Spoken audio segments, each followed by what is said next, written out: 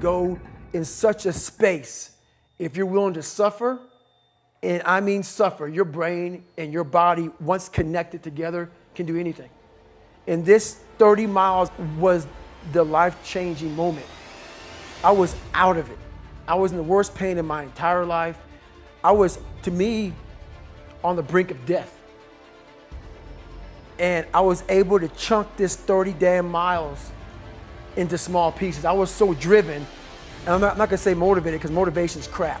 Motivation comes and goes. When you're driven, whatever's in front of you will get destroyed.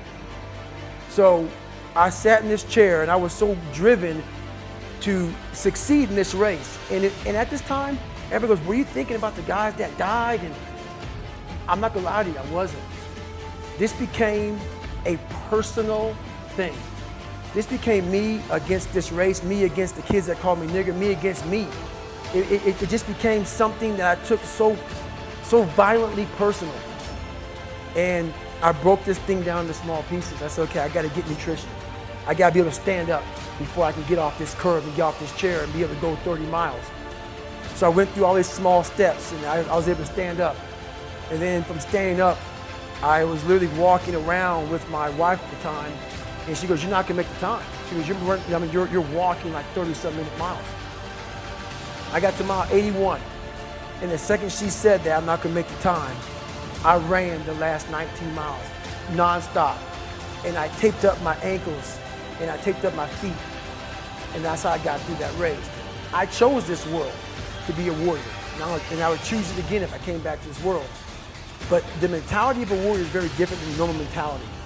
You must be that person on that door, get ready to open it, thinking to yourself, if I die, so be it. The only way you can go in that door is knowing there's a great chance you're gonna die. Like being a SEAL, you train with live ammo.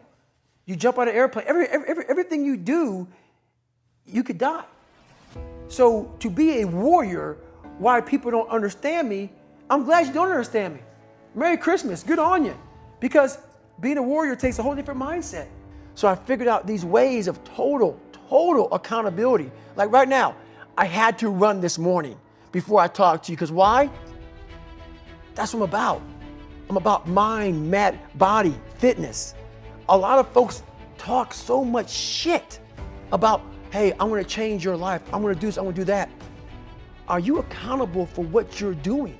Are you accountable, and I mean to the T, for what you're saying? I am. And that's where it started. It started with that total accountability of, let's not lie today. Let's tell people the truth about who you are. And when you can get on and tell someone, like I'm doing right now, exactly how fucked up you are, that's the goal in life. First one, I want to be smarter. For me, that was my thing. I have to become more intelligent. I have such a severe learning disability, man. I can't retain shit. I had to now get that one thing and then strategize in that one problem. How can I do this? I'm not gonna learn like you. I'm not gonna learn like anybody else. How am I gonna figure this out? So I then figured out, okay, where are my strengths here? Where are my weaknesses in learning? All right, man, how am I gonna do this? And I figured out a way to do it by just strategizing. So how I learn to this day, if I have a big manual to study, I will have to get a bunch of spiral notebooks from the daggone store, and each page, I have to write each page out, maybe 10 times. So the things that we run from the truth. We're running from the truth, man. So the only way I became successful was going towards the truth.